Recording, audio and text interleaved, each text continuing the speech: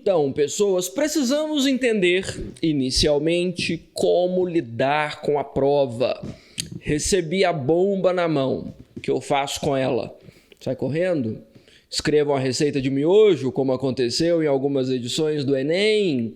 Faço um poema, peço socorro? Não, nós precisamos entender o que fazer, de que maneira lidar com os textos de apoio, de que maneira lidar com o recorte, o que fazer com a prova de uma maneira geral, sem grande perda de tempo. Você tem no máximo 1 hora para lidar com a redação e, obviamente, com estratégia ou bastante para conseguir nota máxima.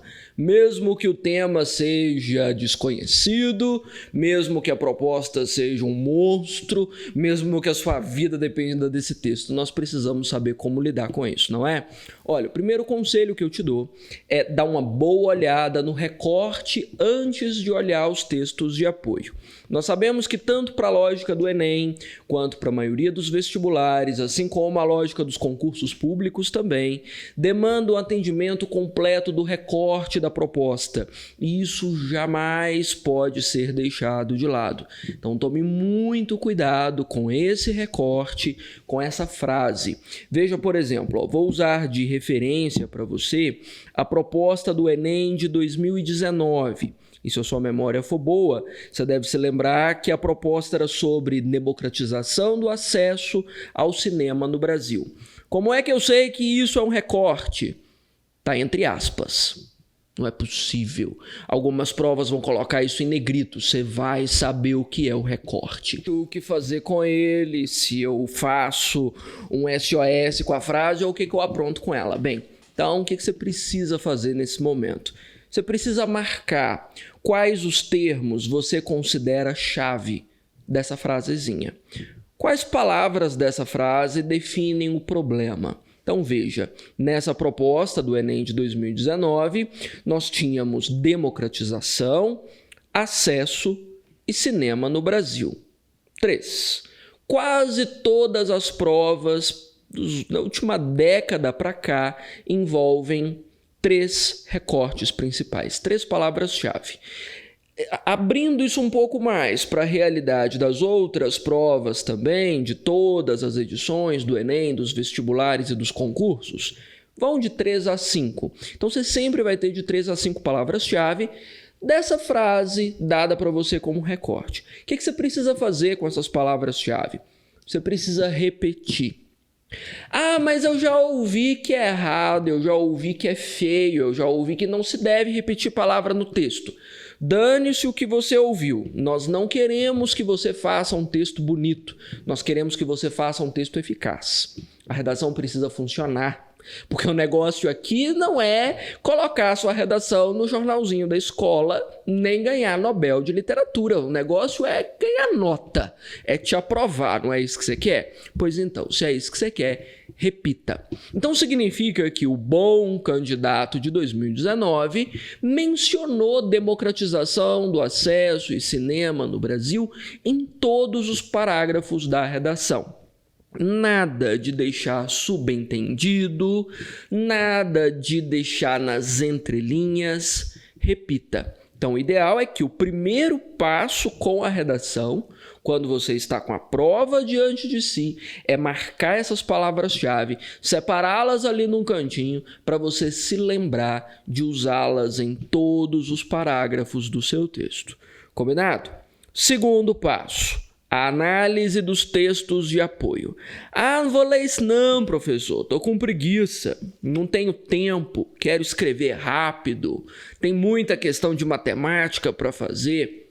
Você precisa dos textos de apoio. Há uma expectativa entre os corretores, e isso data das últimas edições das provas para cá, de que você use a linha de pensamento, o raciocínio ou alguma informação vinculada a algum dos textos de apoio. Você não tem obrigação de usar isso em todos os seus parágrafos, você não tem obrigação de fazer todos os parágrafos de desenvolvimento focados nos textos de apoio, mas em pelo menos um dos seus parágrafos, você precisa trazer essa matriz. Então, veja, nessa mesma edição que trouxe a democratização de acesso ao cinema no Brasil, nós tivemos 4 textos de apoio. O primeiro texto de apoio a gente considerou meio inútil, porque não falava sobre a democratização do acesso, tratava só sobre as origens do cinema, não é? No dia da primeira exibição pública de cinema, em 1895, em Paris, a gente não precisa de falar de Paris para tratar sobre a democratização do cinema no Brasil, né? Então esse primeiro texto já era inútil. O segundo, tão inútil quanto o primeiro, tadinho. Mas aí pro terceiro, nós já tínhamos umas informações válidas.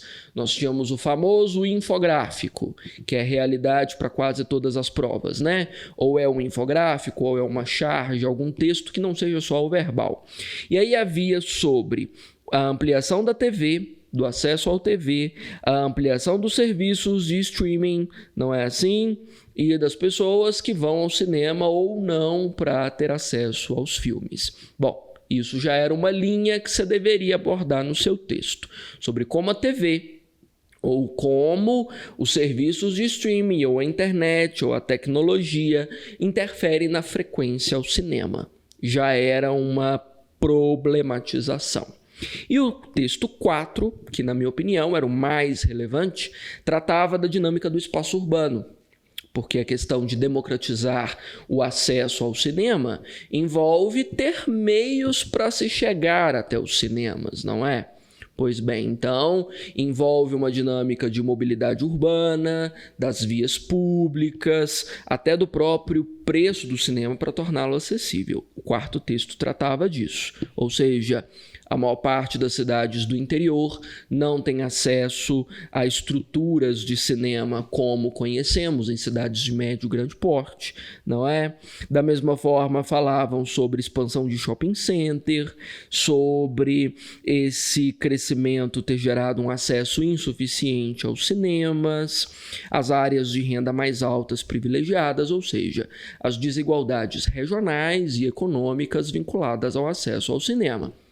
Você tinha já, no mínimo, umas 4 teses que poderiam ser abordadas no desenvolvimento. Os empecilhos econômicos, os empecilhos geográficos, os empecilhos sociais, as desigualdades regionais no acesso à cultura, enfim, havia uma série de teses e era sua obrigação separar pelo menos um desses assuntos para você abordar no seu texto, certo?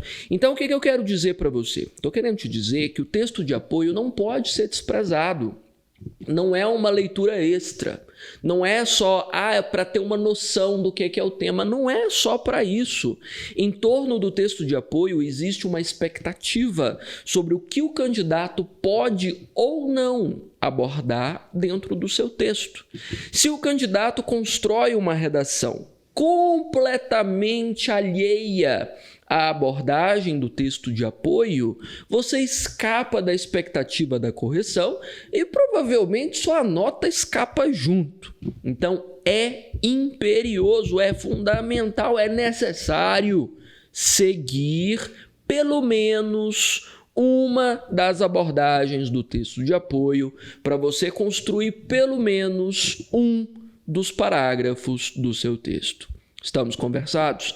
Não negligencie o texto de apoio, por mais nervoso que você esteja, por mais limitado que seja o seu tempo, vale a pena, porque isso vai determinar a linha de abordagem que eles esperam trazer.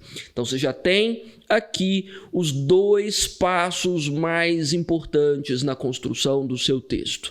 Primeiro passo, seleção das palavras-chave, que devem aparecer pelo menos uma vez a cada parágrafo do seu texto, para funcionar bem.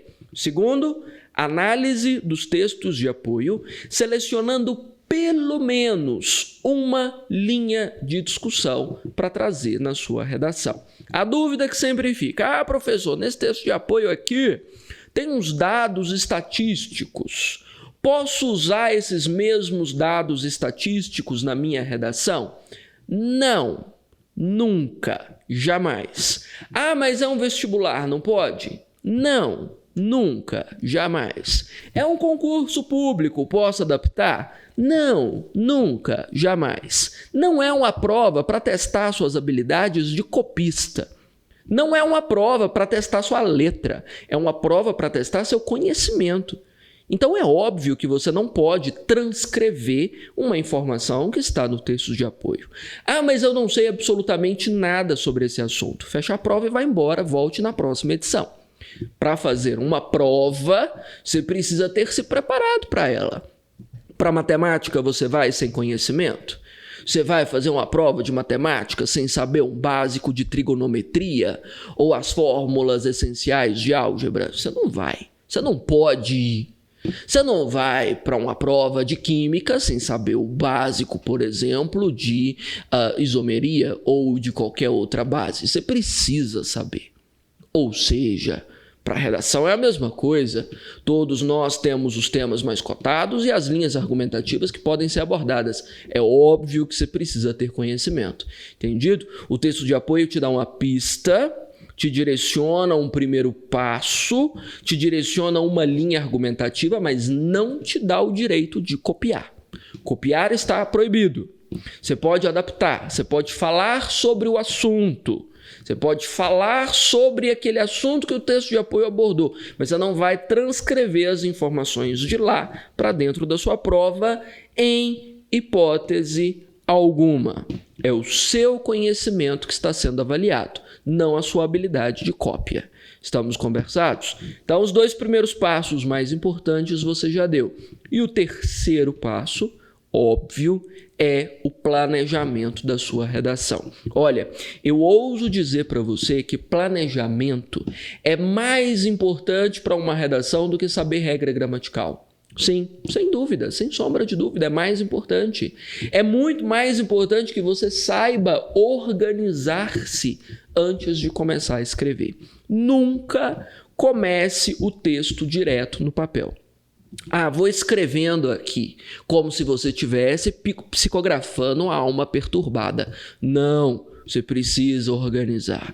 Esquematize o que vai a introdução, o que vai em cada parágrafo de desenvolvimento, o que você vai colocar na sua conclusão. Já posso te antecipar algumas essências desse planejamento. O que precisa haver na introdução do seu texto nota 1000? Primeiro, qual é o problema que essa proposta envolve? Ah, mas toda proposta tem um problema? Todas. Essa sobre democratização de acesso ao cinema no Brasil. Qual é o problema? A falta de democratização do acesso. Claro, sempre há uma problemática. A melhor forma de você começar qualquer redação da sua vida é dizendo que problema é esse. No Enem, no vestibular, no concurso, seja lá para o que você fizer redação.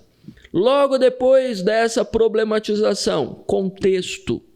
Dentro de qual contexto esse assunto seu se insere, esse problema seu se insere? Sempre tem um contexto.